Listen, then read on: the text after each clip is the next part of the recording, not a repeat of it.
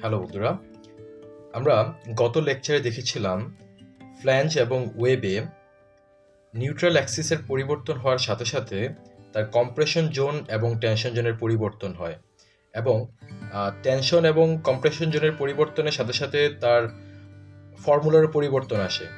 এখন আমরা যেটা দেখব যে ওই ফর্মুলাগুলো কিভাবে কাজ করে তার জন্য আমরা কয়েকটা এক্সাম্পল আজকে দেখব।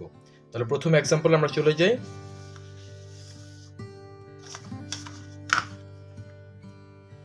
আমাদের এখানে বলতেছে যে সাধারণভাবে স্থাপিত একটি টি বিমের স্প্যান 7 মিটার।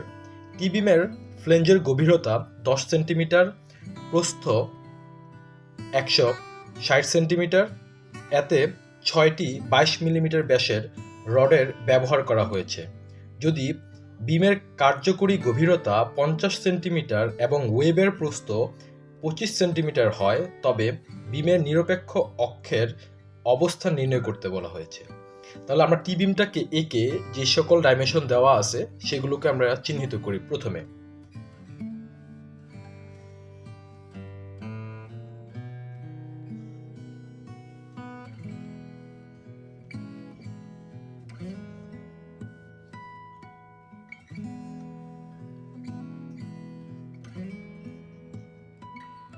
তাহলে আমাদের এখানে বলা আছে প্রস্থ 160 সেন্টিমিটার,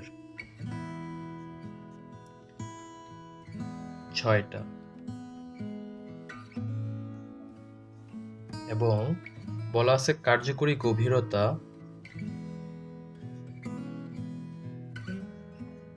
50 সেন্টিমিটার, ওয়েবের প্রস্থ 25 সেন্টিমিটার, আর বলা আছে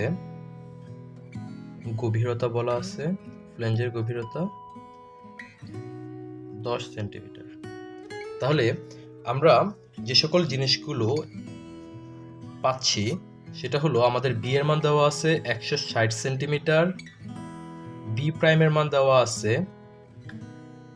25 সেন্টিমিটার, টি এর মান দেওয়া আছে 10 সেন্টিমিটার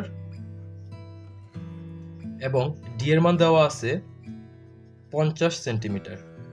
এখন আমরা কোন সূত্রটা ব্যবহার করব সেটার জন্য আমরা একদম গত লেকচারের একদম লাস্টে এই ফর্মুলাটা দেখছিলাম।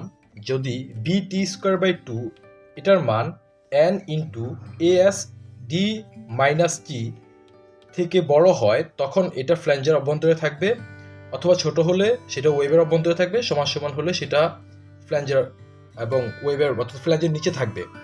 তো আমরা দেখি প্রথমত আমাদের এই সকল যে ডাটাগুলো দেওয়া আছে সেটার মাধ্যমে আমরা আমাদের এই সকল ডাটাগুলোকে আমরা অ্যাপ্লাই করে দেখি যে আমাদের নিউট্রাল অ্যাক্সিসটা কোন বরাবর কাজ করতেছে। তাহলে আমরা প্রথমে দেখি আমাদের কি কি এখানে দেওয়া আছে, আমরা লিখে ফেলি।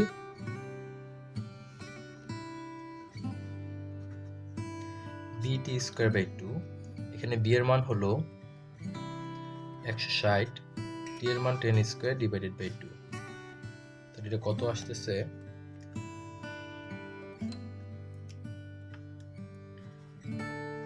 8000 সেন্টিমিটার স্কোয়ার।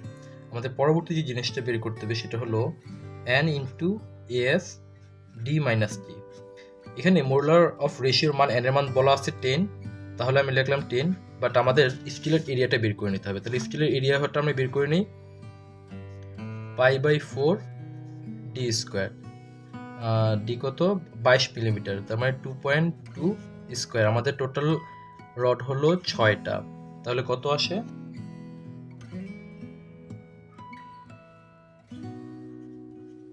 80 centimetre square. তাহলে এটা ইন্টু 22.80, ডি এর মান 50 মাইনাস টি এর মান 10 আসতেছে আমাদের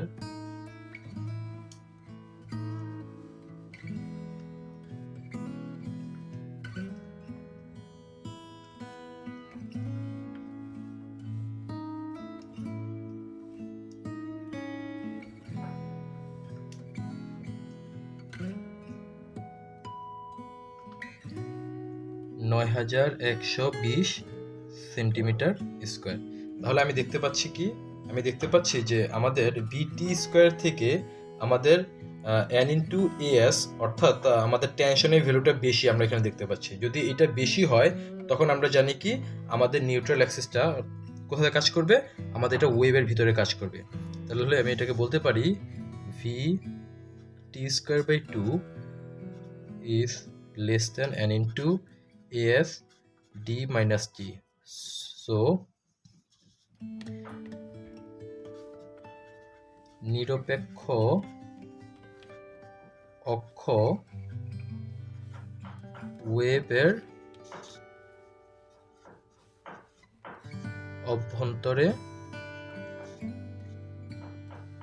অভ্যন্তর দিয়ে অতিক্রম করবে।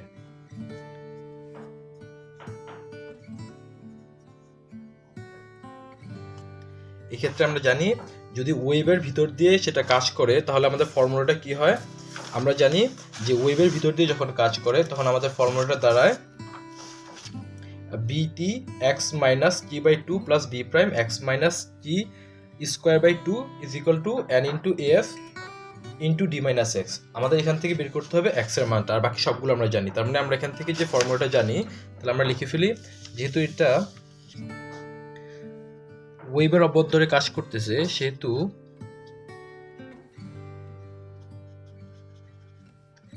আমরা জানি ফর্মুলাটা হলো b t into x minus t by two plus b prime x minus t square divided by 2 is equal to n into as d minus x। তাহলে এখান থেকে আমরা লিখে ফেলি b এর মান হলো 160 ইন্টু t এর মান হলো 10, x এর মান জানি না, আমরা এটা বের করব, t এর মান 10/2 প্লাস b প্রাইমের মান হলো 25 x minus 10 square divided by 2 is equal to n এর মান 10 ইন্টু এস এর মান 22.80 আমরা এখান থেকে বের করছিলাম, এবং ডি এর মান ছিল 50 মাইনাস এক্স। এখান থেকে আমরা এটাকে একটু ছোট করে নিয়ে আসতে পারি, সেটা হলো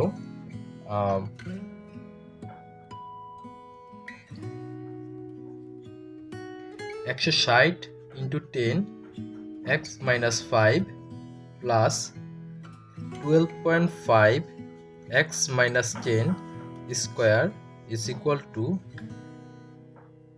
228 into 50 minus x। এখন এটাকে আমরা যদি ক্যালকুলেশন করি তাহলে আসে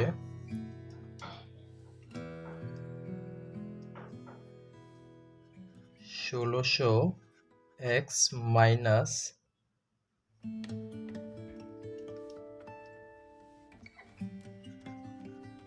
8000 plus 12.5 x square minus 2x into 10 plus 10 square is equal two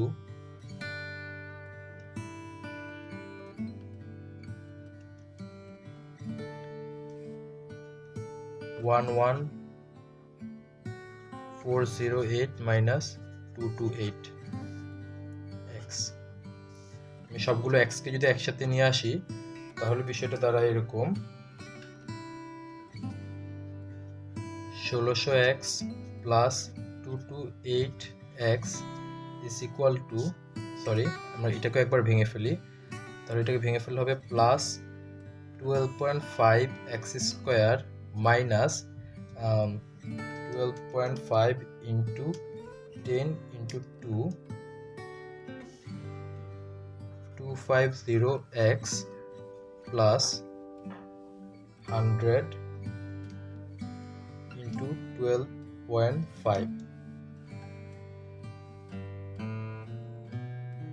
1250 is equal to 11408 plus 8000।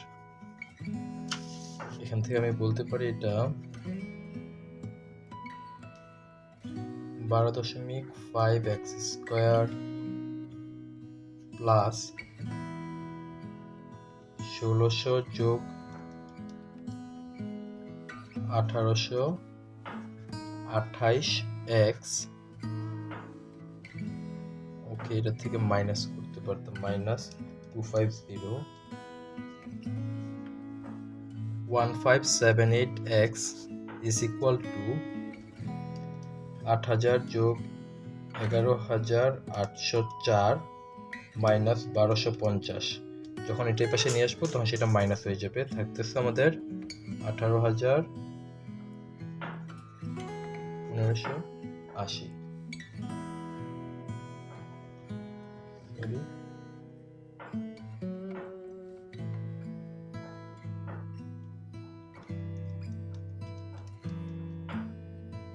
Sorry এটা ছিল 1400, এখানে 1400 হলে এটা 1400 হবে, এটা 50 হচ্ছে। তাহলে এখান থেকে আমি এটাকে একটা ফর্মুলাতে ডেভেলপ করতে পারি কিনা দেখি। 12 দ্বারা ভাগ করলে থাকতেছে x² প্লাস 1578 ভাগ 12.5 126.24x is equal to 1452 x² plus 2 into 2a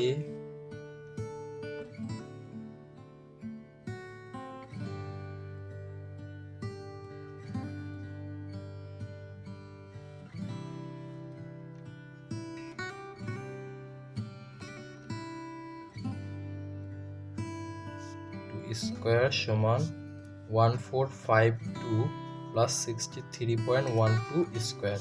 তাহলে এখান থেকে আমি বলতে পারি যে x plus 63.12 square is equal two 5436.13।